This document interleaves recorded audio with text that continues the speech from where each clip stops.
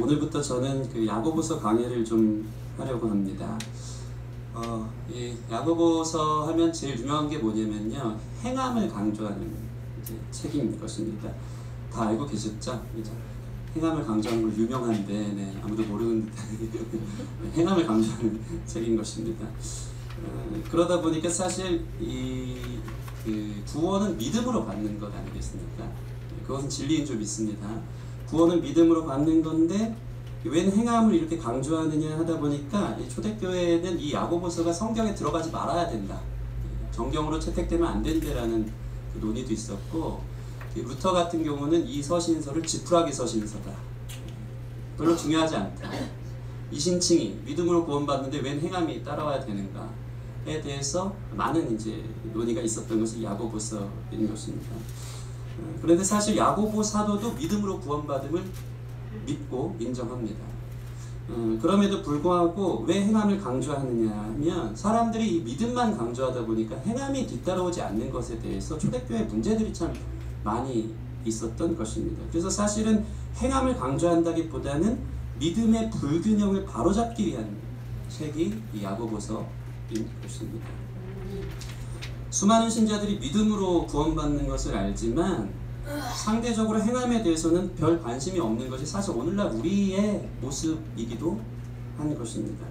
그저 믿음으로 구원받았다는 것으로 자신의 삶을 위안 삼을 뿐, 한 번 믿음으로 받은 구원 취소되지 않기 때문에 그냥 적당히 살아도 은혜로 주일마다 회개하면 되고, 전혀 변화나 신앙의 성숙으로 나아가지 않는 모습들이 우리 가운데 있다는 것입니다. 이것저것 세상 방식대로 살아도 이 구원에선 취소되는 일이 없기 때문에 양심에 조금씩 걸려도 그래, 은혜로 사는 거지 하면서 그냥 이렇게 살아가는 우리의 모습들이 있다는 것입니다. 행함에 대한 성숙, 도전, 내 삶의 변화에 대한 의식이 결여될 때가 상당히 많이 있다는 것입니다.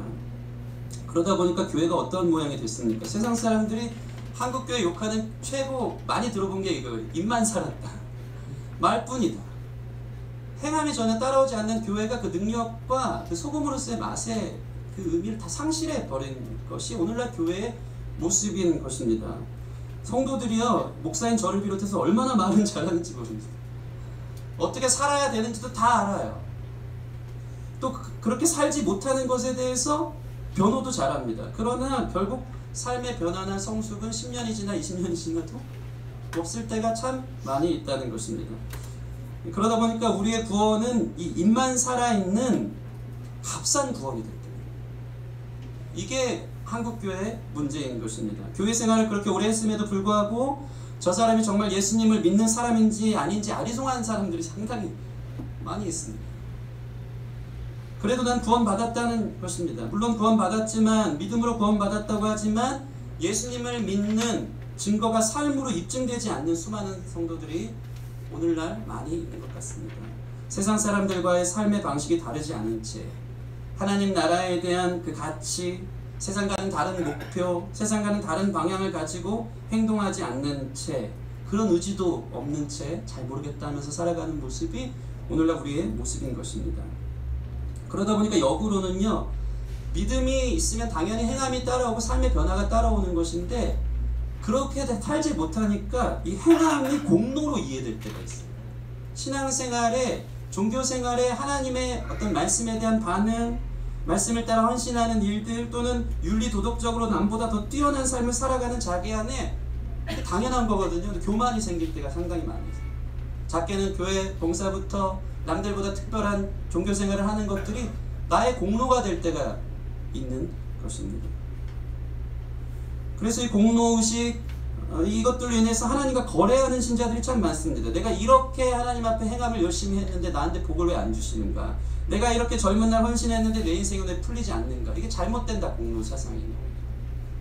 은혜에 반응하는 것, 내 삶을 다 드리는 행함이 따라오는 것, 그것이 믿음으로 구원받은 신자의 당연한 결과인 줄 믿으시기 바랍니다. 저는 이 한국교회의 말만 살아있는 이 값싼 구원과 행함의 공로주의 양 극단의 이 틈바구니에서 우리 기쁨의 교회가 빠져나오기를 소원합니다. 살아있는 믿음이란 행동으로 그 하나님을 향한 사랑이, 은혜에 대한 보답이, 진실성이 나타나는 것입니다.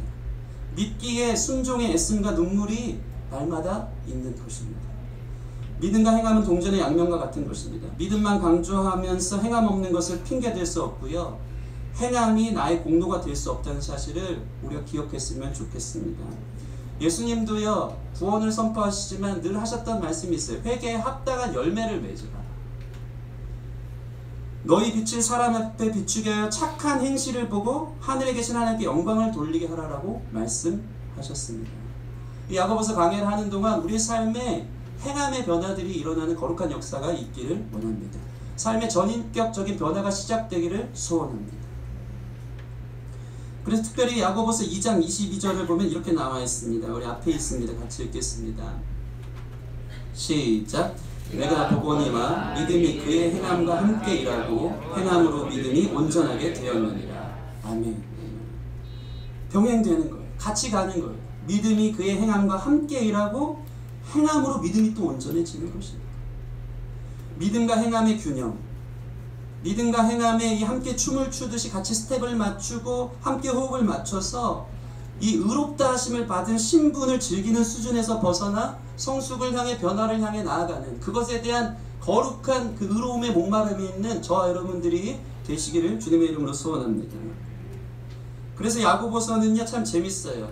우리 삶에 밀접한 사건들, 이슈들을 구체적으로 어떻게 행해야 될지를 한 13가지 정도로 나눠서 이야기하고 있습니다. 아주 디테일하게, 마치 그 조간신문 보면은 그 기사들이 뜨지 않습니까? 오늘의 이슈에 대해서. 그런 우리 삶에 와닿는 이슈들에 대해서 어떻게 행하는 것이 믿음으로 사는 신자의 반응인지에 대해서 잘 표현해 주고 있다는 사실입니다. 이것들을 통해서 우리 행함을 다시 한번 되짚어보고 행함의 열매가 없는 나는 과연 구원받은 사람이 맞는가에 대한 그 구원을 날마다 두려움으로 이루어가는 저와 여러분 되시기를 소원합니다. 우리의 행함이 덕이 되어지고 우리의 행함이 착한 행실을 통해서 다른 누군가가 하나님의 살아계심을 경험하는 데까지 이르는 것이 우리를 향한 구원받은 사람의 목적인 줄 믿습니다. 그저 내 한 사람 구원 딱지 받는 게 문제가 아니고 나 신자 됐구나, 그냥 이렇게 살아도 나는 천국 가는 거, 그게 아니고 나의 행실을 통해서 다른 누군가가 구원받도록 하나님의 영광을 보여주도록 거기까지 나아가는 건강한 우리 신자들의 기쁨의 교회 되었으면 좋겠습니다. 그래서 남편이 아내를 보면서 하나님의 영광을 봐야 돼요. 주일만 지키고 믿음으로 주여져야 하지만 내 안에 행함이 없는 모습들 보면서 하나님 어디 살아계시냐. 아내가 남편을 보면서 하나님의 살아계심을 경험하게 되어지는 은혜들이 있기를 소원합니다. 성도가 목사를 보면서 하나님 살아계시구나. 행동을 보면서 하나님께 영광 돌리는 일들이 일어나는 거예요. 목사가 동일하게 우리 성도님들을 보면서 저 성도님들 안에 하나님 살아계시구나. 저게 하나님 영광이구나. 보게 되는 거룩한 은혜들이 있기를 소원합니다. 그래서 특별히 오늘 말씀 1절을 보면요, 1절 하나님과 주 예수 그리스도의 종 야고보는 흩어져 있는 12지파에게 문안하노라. 이 야고보가요, 사실 초대교회의 이 수장 같은 예루살렘에서 지도자였습니다. 자기의 종교적인 권위나 나의 어떠함의 신분을 얘기하는 것이 아니고 단순하게 하나님과 예수 그리스도의 종이라고 자신을 표현하면서 흩어져 있는 12지파, 오늘날로 얘기하면 흩어져서 오늘 하루하루를 삶을 24시간을 걸어가고 살아가는 성도들을 향해서 증거되어지는 말씀이, 삶 속에서 증거되어지는 말씀이 야고보서인 것입니다. 특별히 자기의 신분을 떼고 종이라고 선포하고 있잖아요. 저도 사실 행함을 강조하다 보면요, 이게 율법적이고 비판적으로 성도님한테 혼내듯이 왜 그렇게 살지 않느냐고 이렇게 증거될까 봐 참 두렵습니다. 그러나 이 말씀이 저를 비추어 보길 원하고 우리 성도님들을 비추어 보는 시간 되었으면 좋겠습니다. 그래서 하나님의 종된 입장으로 하나님께서 우리에게 주시는 말씀을 잘 증거할 수 있도록 성도님들이 주목해 주시고 기도해 주시기를 바랍니다. 야고보서 강해를 하는 동안 하나님이 우리에게 주시는 삶에 잡히지 않은 기준들, 변화되지 않는 삶의 모습과 습관들이 조금씩 변화되어짐을 경험하는 거룩한 은혜가 저와 여러분 가운데 있기를 소원합니다. 야고보서는 특별히 그 첫 번째 사건, 오늘 아침에 나온 이 조간신문 같은 거죠. 이 첫 번째 이슈를 무엇이라고 시작하고 있냐면요, 우리 삶에 뗄래야 뗄 수 없는 다가오는 수많은 고난과 시험에 대한 것으로 시작하고 있습니다. 서론이 상당히 짧아요. 1절 끝나고 바로 삶으로 들어가는 겁니다. 그 삶의 문제는 우리 앞에 당면에 있는 이 시험에 관한, 고난과 시련에 관한 이야기로 첫 번째 사건을 다루고 있는 것입니다. 아마 당시 흩어진 교회 안에는요 수많은 이 시험의 문제가 있었던 것 같습니다. 실제로 당시 초대교회에는요 유대인들의 강력한 핍박이 있었습니다. 이 사울도 그 스테반을 집사를 이게 죽이고 그 후에도 막 흩어지면서 박해가 일어나지 않습니까? 당시 이 디아스포라 유대인들이 이런 종교적 핍박 속에서 흩어지면서 그렇게 흩어질 수밖에 없는 상황이 있었던 것입니다. 특별히 로마의 정치적인 탄압이 있었습니다. 막 그 사도들을 옥에 가두는 일들이 벌어지기 시작하죠. 또 경제적으로 가장 극심한 어떤 그 어려움들이 왔던 시대가 흉년이 들었던 시대가 이 시대였다는 것입니다. 이 문제들이 복합적으로 신자들을 이 시험의 문제로 괴롭히고 있었던 것입니다. 그런데 사실 이때뿐이겠습니까? 오늘날 우리가 살아가는 삶도 아주 복합적으로 위에서 아래에서 시험이 도전해 오고 있는 것을 우리가 경험하게 되는 것입니다. 이 청년 실업의 문제, 인구의 노령화, 저출산, 경제 문제, 정치적인 불안성 가운데 우리가 있죠. 나라 밖으로는 이 북핵 문제, 사드 문제, 우리나라만 평안하겠지 세상 사람들이 가장 주목하고 있는 이슈가 이 한반도의 정세 아니겠습니까? 바람잘날 것이 없는 그 오늘날 우리 앞에 놓여진 외적 시험의 문제들이 있습니다. 개인적으로는 어떻습니까? 미래에 대한 불안들, 건강 문제, 자녀 문제, 경제 문제, 관계적인 대립과 갈등들이 우리로 하여금 수도 없이 여러 가지 시험으로 우리를 도전해오고 공격해 온다는 사실입니다. 이러한 현실 속에서 우리의 삶에 다가오는 이 고난과 시험들을 우리는 어떻게 신앙 안에서 극복해 나갈 수 있을까? 그것이 오늘 제가 여러분과 나누고 싶은 주님의 말씀입니다. 그 야고보서는 그 첫 시작을 이렇게 말씀하고 있습니다. 2절 말씀 같이 읽어보겠습니다. 2절 시작. 내 형제들아 너희가 여러 가지 시험을 당하거든 온전히 기쁘게 여기라. 충격적입니다. 여러 가지 시험을 당하거든 어떻게 하라고요? 온전히 기쁘게 여기라. 시험 당하는데 기뻐하라. 가능합니까? 안 가능합니까? 너무 힘들죠. 시험이 오는데 할렐루야 감사합니다. 받아주는 성도가 어디 있겠습니까? 이 스트레스를 기뻐하지 못합니다. 쉽지 않습니다. 너무 어렵습니다. 시험거리, 내 삶에 당면해 있는 이 고난들의 문제들, 해결되지 않는 이 문제들, 어려움들만 생각하면 생각하기 싫어요. 회피하고 싶어요. 가슴이 졸여오는 것입니다. 근데 기쁘게 여기라고 일단 던지고 시작하는 거예요. 여기에는 하나님의 우리에게 가르쳐 주시고자 하는 입장이 있는 줄 믿으시기 바랍니다. 하나님이 이렇게 던지시면 주께서 이렇게 말씀하신 그 이유가 있는 거예요. 그것을 우리가 발견하는 귀한 시간 되었으면 좋겠습니다. 먼저 2절 말씀 보면요, 한 가지 사실이 있어요. 그것은 무엇이냐면 우리 삶의 여러 가지 시험은 당연한 것인 것처럼 이야기하고 있습니다. 여기서 보시면 내 형제들아 너희가 여러 가지 시험을 당하거든, 만약 시험이 있거든이라든가 시험을 어쩌다가 만난다면이 아니고 여러 가지 시험을 당하거든, 여러 가지 시험이 사방에서 우리를 공격해 오고 우리로 하여금 시험을 만나게끔 할 수밖에 없는 삶의 현실에 우리가 놓여져 있다는 것입니다. 그래서 우리가 최소한도 우리의 인생의 시험이 필연적인 사실을 먼저 받아들이는 것이 중요합니다. 벗어날 수 없습니다. 누구나 시험과 고난이 다가온다는 것입니다. 그게 우리의 인생입니다. 살아보셔서 잘 알 것입니다. 하나 해결됐다 싶으면 다른 문제 오고, 한 가지 큰 문제가 있으면 꼭 더 큰 문제로 다가오기 시작하고, 한 번에 막 몰려오고, 이런 것들이 우리 삶에 쉴 틈 없이 다가오는 여러 가지 고난의 모습들이 있다는 것입니다. 그래서 최소한 왜 내 인생에 이러한 문제가 있나? 아니 뭐 사는 게 이렇게 쉽지가 않은가? 왜 이리 내 인생의 고통의 연속인가? 여러분 그 노이로제에서 벗어나시는 저 여러분 됐으면 좋겠습니다.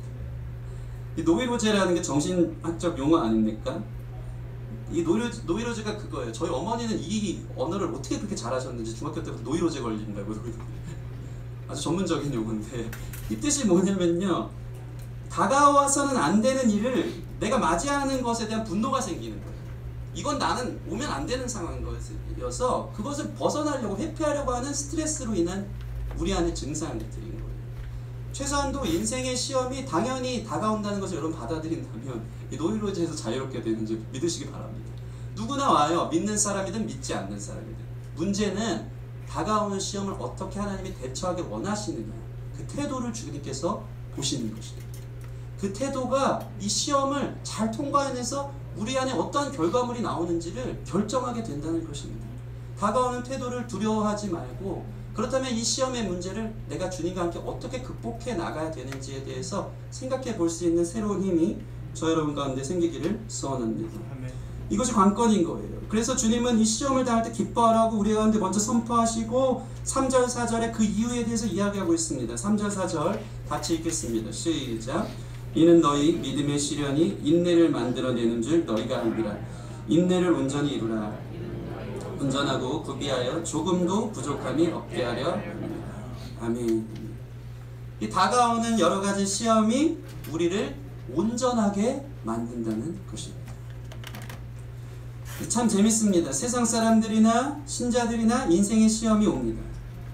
더 재밌는 것은 그것에 대한 초기 반응은 누구나 똑같습니다. 믿는 자나 믿지 않는 자나 다 똑같아요. 어떻습니까? 고통 가운데 신음하고 울부짖습니다. 절규의 소리를 내며 절망 속에 받아들여지지가 않고 죽을 것 같은 신음소리가 나는 것입니다. 그런데 신기한 게 있어요. 이 바닥으로 점점 내려갈 때 이제는 끝났다.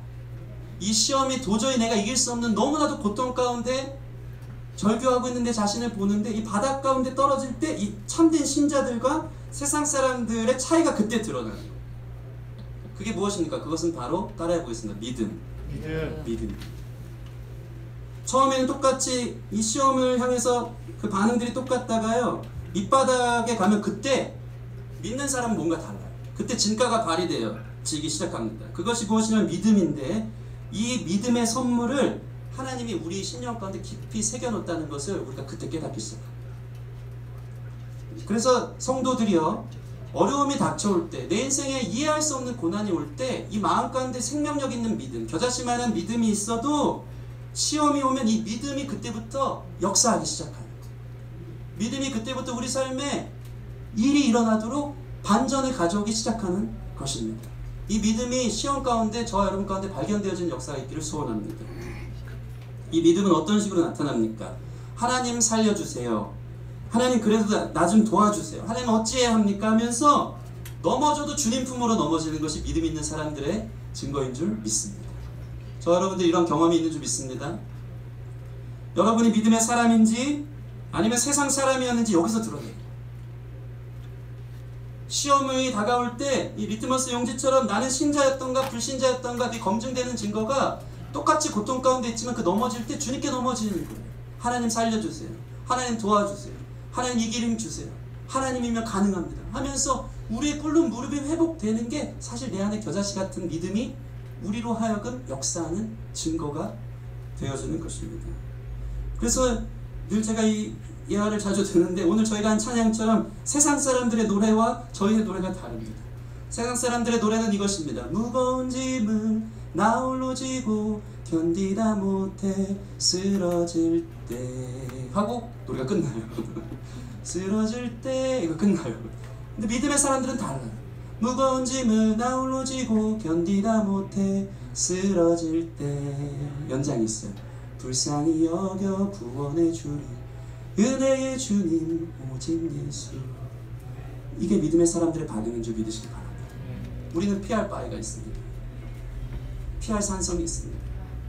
막아주는 방패가 계세요. 그분께 나아간다면 이 시험을 통과해서 하나님의 계획 가운데 나아가는 첫 시작이 되어지는 것입니다.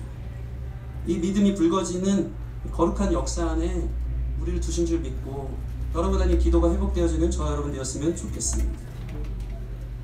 그래서 내 삶에 이해할 수 없는 고통이나 시험들이 다가온다는 것은 어떤 면에서 나로 하여금 이 믿음을 더 강력하게 하고자 하는 하나님의 이 꺼져가는 불씨를 향해 숯불을 향해 부어내시는 이 바람과 같은, 불이 꺼지는데 바람을 불어요. 그럼 어떻게 되죠?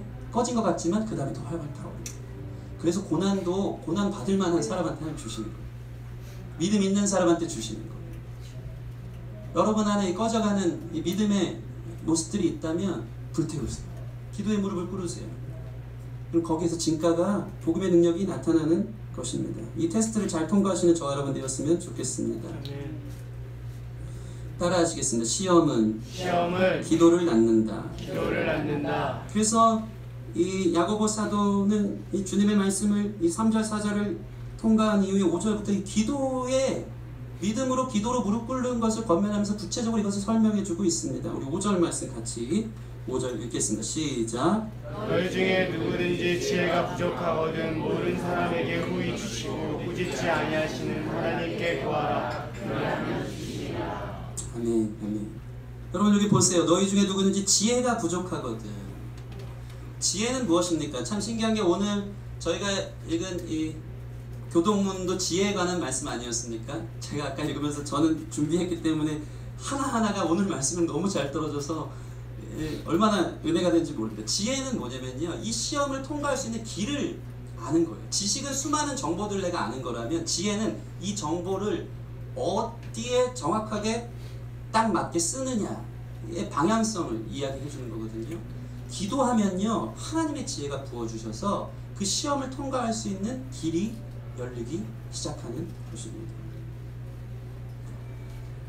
이 시험 앞에 우리 앞이 보이지 않을 때가 있어요. 이젠 막막하고 더 이상 가능성이 없다고 생각할 때가 있습니다. 길이 보이지 않습니다. 그때 우리는 무릎 꿇어야 됩니다. 이 시험을 통과할 지혜를 주십시오. 기도하면요, 주께서 그 길을 보여주신다는 것을 믿으시기 바랍니다. 그것을 주님께서는 기다렸다는 듯이 사실 너가 무릎 꿇고 기도하기만을 기다린 거예요. 그 5절 말씀 보시면요, 후회해 주시고 꾸짖지 않는데요. 이제 왔구나. 내가 너 기도하라고 이런 시험 준 거야. 내가 능히 이겨내 나의 살아계신 전능한 능력이 무엇인지 보여줄게. 주께서 인도해 주시기 시작한다는 것입니다. 그래서 이사야 35장 8절 말씀 보시면 이렇게 나와 있으면 같이 읽겠습니다. 이사야 35장 8절 시작. 거기에 대로가 있어 그 길을 거룩한 길이라 일컫는가 되리니 깨끗하지 못한 자는 지나가지 못하겠고 오직 구속함을 입은 자들을 위하여 있게 될 것이라. 우매한 행위는 그 길로 다니지 못할 것이며. 아멘. 이 시험이 다가올 때 주님을 향한 기도가 회복되면요, 이 시험을 통해서 우리 인생에 주님께서 주시는 지혜를 통해서 인생의 지름길이 열리기 시작하는 것입니다. 제자들이 풍랑을 맞았을 때 예수님께서 기도하기 시작하니까 풍랑이 잔잔해지는 역사가 있었습니다. 놀라운 것은 풍랑이 있었기 때문에 훨씬 더 빠른 시간에 건너편으로 건너갈 수 있었던 지름길이 되어질 것입니다. 하나님의 손 안에 여러분의 삶이 있음을 믿으시기 바랍니다. 하나님은 방법이 있어요. 우리가 보지 못하는 것이지 그분은 전능하십니다. 사면이 막혀 있어도 하늘을 바라보면 하나님의 능력과 지혜가 우리 가운데 부어져서 그건 일도 아니야 라고 주께서 말씀하시는 줄 믿으시기 바랍니다. 이것들을 우리가 경험했으면 좋겠습니다. 이 길은 거룩한 길이라. 우매한 행위는 그 길을 모르는 것입니다. 그러나 거룩한 보혈을 통과한 하나님의 사람들은 기도가 있기 때문에 전능하신 주님의 지혜가 부어져서 우리로 하여금 살 길이 무엇인지를 그때부터 가르쳐 주시기 시작하신다는 것입니다. 그래서 똑같은 길이라도 바닷길을 건넌 이스라엘 백성들에게는 그게 마른 땅이 돼서 건너가지만 하나님 모르는 애국 백성들에게는 그냥 수장당해 죽을 수밖에 없는 똑같은 길이지만 그러한 결과가 있는 것입니다. 세상 사람들 다 죽어도 세상 사람들 다 넘어져도 우리 믿는 사람에게는 이 믿음을 통해서 하나님이 인도하시는 길이 거기에서 시작되는 것을 믿으시기 바랍니다. 그렇기 때문에 우리가 엎드리는 이 믿음의 태도는 무엇이어야 합니까? 6절 말씀 보시면 오직 믿음으로 구하고 조금도 의심하지 말라. 의심하는 자는 마치 바람에 밀려 요동하는 바다 물결 같으니. 여러분 이 표현을 잠깐 생각해 보시기 바랍니다. 의심하는 사람은요, 바람에 밀려 요동하는 바다 물결 같대요. 어떤 의미겠습니까? 이 물결은 불안정을 의미합니다. 계속 치는 거예요. 근데 또 사그라지고 없어져요. 의심이 마치 그런 거예요. 내가 이 기도하면서 이게 안 될 것 같다 보니까 의심을 하면서 이건 이렇게 해야 되나 저렇게 해야 되나 바람에 밀려 요동하는 거예요. 이 방법, 이 시험을 내가 어떻게 극복해야 되는지에 대해서 이 방법 저 방법 찾아가지만 한순간 물이 없어지는 것처럼 그것은 사실 방법이 아니었던 거예요. 그 과정 속에서 더 큰 무너짐을 경험하는 거예요. 그래서 우리 8절 말씀 보시면요, 두 마음을 품어 모든 일에 정함이 없는 자로다. 이게 여기서 모든 일이라는 것은 언어적으로 보면 모든 길이에요. 모든 길. 기도하지 않는 사람은 하나님의 지혜가 부어지지 않으니까 길이 어디로 가야 될지 모르는 거예요. 요동치는 파도처럼. 그래서 두 마음을 품어 모든 길에 정함, 일로도 가보고 하나님 없이 이 시험을 통과하기 위해서 일로도 가보고 이 방법 찾고 인간적인 수많은 방법들을 찾아가기 시작하는 것입니다. 그런데도 그 모든 문제들을 해결할 수 있는 근원적인 능력이 없고 문제는 악화될 때가 많이 있는 것입니다. 우리 성도님 안에 이 기도가 시작되면 주께서 보신 지혜로 인하여서 한 길을 정하게 되어지는 줄 믿으시기 바랍니다. 그러면 길이 열리는 거, 그럼 건너가는 거. 이러한 지혜가 저와 여러분 가운데 있기를 소원합니다. 그래서 여러분 인생의 시험대 앞에 있을 때 이 전공법으로 꿇는 무릎이 회복돼야 돼요. 그 야구 투수가 제일 중요한 게 뭐냐면요, 직구를 일단 잘 던져야 된다고 합니다. 직구 한 150km 넘는 직구가 장착되지 않으면 그거 없이 변하고 아무리 잘 던지고 체인지업 잘 던져도 그냥 홈런 맞기 쉬운 거예요. 기도는 마치 투수가 기본적으로 장착해야 될 이 직구와 같은 거. 우리의 어려움의 문제 앞에 전공법인 이 직구를 여러분 경험하고 배우시기를 소원합니다. 기도를 던지는 거예요. 기도를 통해서 뚫어내는 거예요. 그리고 나서 변하고 뭐 이런 거 던져야지 효율적인 것입니다. 우리 성도님들 안에 이 기도의 전공법들이 회복되기를 바랍니다. 특별히 이렇게 기도하기 시작하면 믿음의 시련을 겪는 과정에서 우리가 기뻐해야 될 이유가 있다고 하십니다. 그건 뭐냐면 이 시험을 통과한 후에 모습이 있다는 거예요. 우리 2절에서 3절, 오늘 말씀 2절에서 3절 다시 한번 읽겠습니다. 2절 3절 시작. 내 형제들아, 너희가 여러 가지 시험을 당하거든 온전히 기쁘게 여기라. 이는 너희 믿음의 시련이 인내를 만들어내는 줄 너희가 아니라. 여러분 다시 한번 보자면 2절에서 온전히 기쁘게 여기라 라고 나와 있습니다. 어떻게 힘들어 죽겠는데 이 오기를 부리라는 얘기, 맹목적으로 기뻐, 난 기뻐, 맞아요, 기뻐요, 기쁘게 여겨야지, 이런 뜻이 아니고요. 이 여기다라는 것은 헬라어로 헤게오마이라고 합니다. 이건 뭐냐면 앞서 미리 생각한다는 거. 시험이 오거든 온전히 기쁘게 미리 생각하는 거예요. 앞서 미리 기쁨이 올 것을 예견하고 바라보라는 거예요. 결과는 기쁨으로 다가온다는 것이 하나님께서 주시는 말씀인 것입니다. 다시 말해서 시련 자체가 기쁨은 아니지만 후에 기쁨이 올 것을 앞서 미리 생각하기 때문에 여러분을 기쁘게 여기게 되는 줄 믿는 것입니다. 이 시험을 통과하면 주님께서 뜻하신 그림이 있는 거예요. 완성작품이 있는 거예요. 마치 대장장이가 쇳덩이를 놓고 괜히 연단의 과정, 이 주조물을 용광로에 넣었다 뺐다 할 때 목적 없이 하는 경우는 없습니다. 그냥 심심풀이로 그냥 두들기고 다시 정지하고 이러지 않습니다. 목적이 있는 거예요. 나를 연단하면 뜨거운 불에 넣기도 하고 꺼내서 막 두들겨 패기도 하는 이유는 뭐냐면 작품을 만들어야 됩니다. 이 쇠붙이를 두들겨 패서 멋진 칼을 만들든지 아니면 뭐 멋진 바퀴를 만들든지 작품을 만들어야겠다는 목적이 있는 거예요. 그 목적이 여러분을 향해 우리로 하여금 인생의 연단의 과정 가운데 들어가게 하신다는 것을 여러분 기억하신다면 결과론적으로 기뻐하는 믿음의 선포가 우리 가운데 있는 줄 믿습니다. 이 시험의 과정을 통과하려면 주님, 선하신 주님께서 계획과 목적이 있다는 사실을 여러분 기억하시기 바랍니다. 그래서 주님께서는 4절 말씀 보면 인내를 온전히 이루라, 이 과정을 온전하게 겪어내라고. 이 온전히 이루다라는 것은 일을 마칠 때까지, 끝날 때까지 이 과정을 통과하기를 원하신다는 의미로 이야기하고 있는 것입니다. 여러분, 시험에는 끝이 있습니다. 이 일은 마쳐지게 되어 있습니다. 그리고 그 결과를 하나님께서 예측하고 주신 시험인 것입니다. 그렇기 때문에 이 과정을 온전히 인내하며 기도하며 통과해내는 저와 여러분 되어주시기를 소원합니다. 마치 일을 마칠 때 이 과정의 온전함을 말하는 것입니다. 마치 졸업장 받듯이. 우리 대학교 가면 수많은 시험들이 우리를 괴롭히지 않습니까? 실제적인 시험이죠.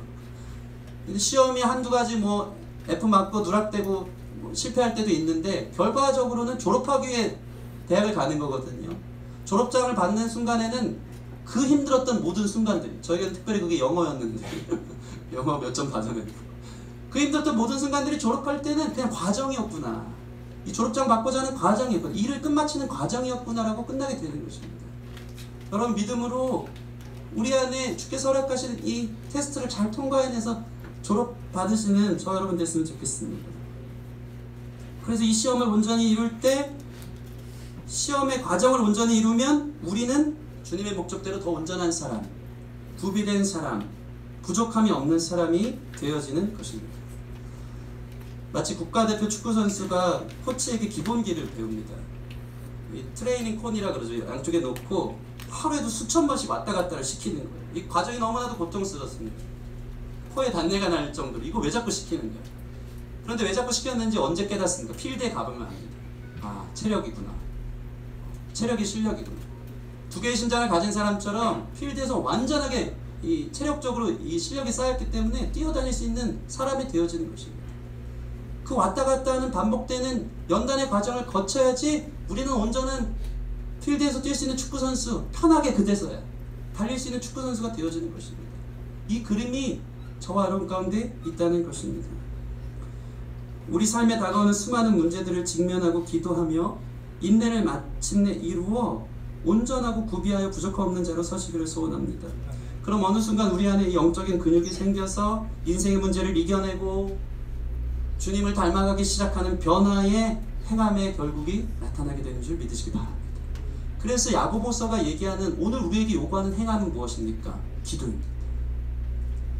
기도가 우리 안에 현실에 당면한 이 이슈들과 시험의 문제들을 해결할 수 있는 유일한 시작이며 끝이 되어지는 것입니다. 그런 사람 어떻게 됩니까? 온전하여져서 부족함이 없다 보니까요, 이 고통 가운데 있는 다른 누군가를 위로하는 사람의 작품으로 만들고자 하나님의 뜻이 나타나기 시작하는 것입니다. 우리 고린도후서 1장 3절에서 4절 말씀 같이 읽겠습니다. 고린도서 1장 3절 4절 시작. 찬송하리로다. 그는 우리 주 예수 그리스도의 하나님이시요 자비의 아버지시요 모든 위로의 하나님이시며 우리 모든 환난 중에서 우리를 위로하사 우리로 하여금 하나님께 받는 위로로서 모든 환난 중에 있는 자들을 능히 위로하게 하시는 이시로다. 아멘.